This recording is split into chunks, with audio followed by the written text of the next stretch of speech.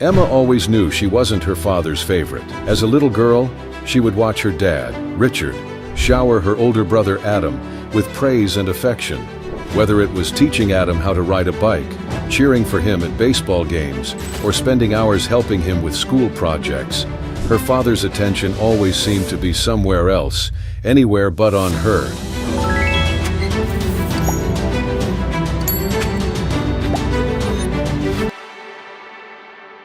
As a child, Emma tried everything to win her father's love. She painted him pictures, baked cookies with her mom's help, and even learned to play chess because she knew her dad loved the game. But no matter what she did, her efforts seemed invisible. The smiles and hugs she craved were reserved for Adam. Her mother, Clara, was her only solace. She would always comfort Emma, telling her, "Daddy loves you in his own way," but Emma never felt it. The absence of that love weighed heavily on her heart, leaving her feeling like an outsider in her own family. Years turned into decades, and the gap between Emma and her father never closed. When she turned 18, she left home to attend college in another state, hoping the distance would dull the pain.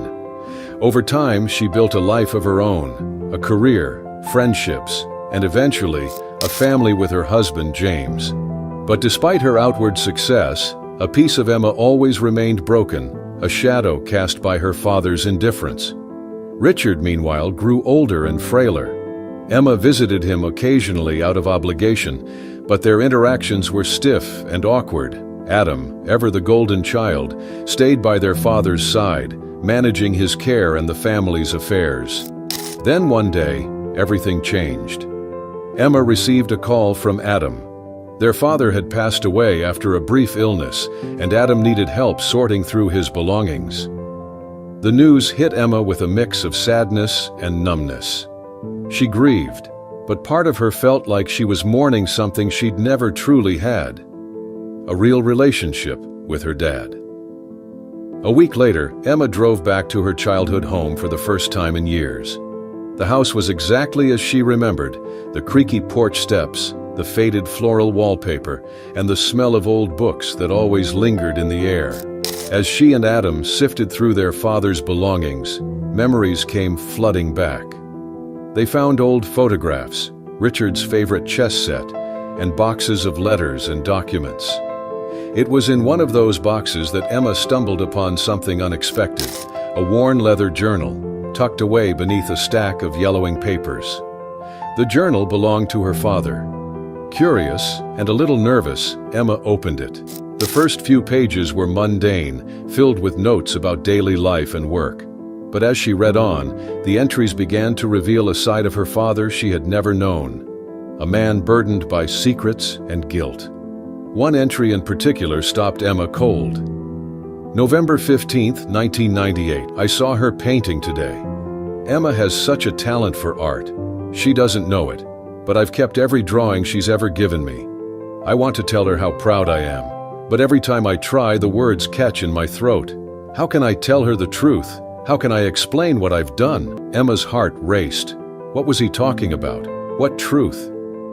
She flipped through the journal, scanning for more clues, and found another entry written a few years later. January 3rd, 2002. It's getting harder to hide the truth. Every time I look at Emma, I see her mother. Not Clara, her real mother. I've carried this secret for so long, and it's eating me alive. I just hope Emma never finds out. She deserves better than the mess I've made. Tears streamed down Emma's face as the words sank in. Her real mother? What did that mean? She confronted Adam, shaking with emotion, and demanded an explanation. Adam looked confused, but then something shifted in his expression. I don't know all the details, he admitted. But I remember overhearing Mom and Dad arguing once, years ago.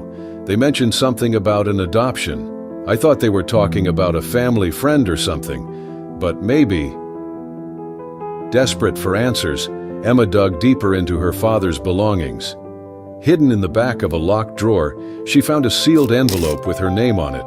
Inside was a letter written in her father's handwriting, along with a faded photograph of a woman Emma didn't recognize. The letter began, "My dearest Emma, if you're reading this, It means I'm no longer here to explain myself. I've carried this secret for far too long, and for that I am sorry. You deserve the truth. You were born to a young woman named Margaret. She was just 17 when she had you, and she loved you more than anything in the world. But her circumstances were dire. She couldn't provide the life she wanted for you, so she made the heartbreaking decision to place you for adoption. Clara and I adopted you when you were just a baby. Margaret wanted you to have a stable, loving family, and we tried our best to give you that. But I failed you in so many ways. I let my fear and shame hold me back from being the father you deserved. Every time I looked at you, I was reminded of the sacrifices Margaret made, and I let that guilt keep me at a distance. Please know that none of this was your fault. You have always been loved, Emma, by Margaret, by Clara, and yes, by me. I just didn't know how to show it. I hope one day you can forgive me. Love always, Dad. Emma clutched the letter to her chest, sobbing uncontrollably. Her entire life had been a lie, and yet in that moment, she finally understood her father's coldness. It wasn't that he didn't love her. It was that he loved her too much and didn't know how to face the truth. With the help of her husband, Emma began a search for Margaret. It took months of digging through records and making phone calls, but eventually, she found her biological mother living in a small town several hours away. Their reunion was emotional and bittersweet. Margaret, now in her 60s, wept as she embraced Emma, marveling at the woman she had become. For the first time, Emma felt a sense of belonging she had never known. The experience taught Emma an invaluable lesson. Family isn't about perfection or blood ties, it's about love, even when it's messy and flawed. And as she built a new relationship with Margaret, she found herself forgiving her father, understanding that his mistakes were born out of fear and love in equal measure. If you found this story touching and inspiring, please like the video, share it with others, and leave your thoughts in the comments. Thank you for following along, and we'll see you next time for more uplifting tales.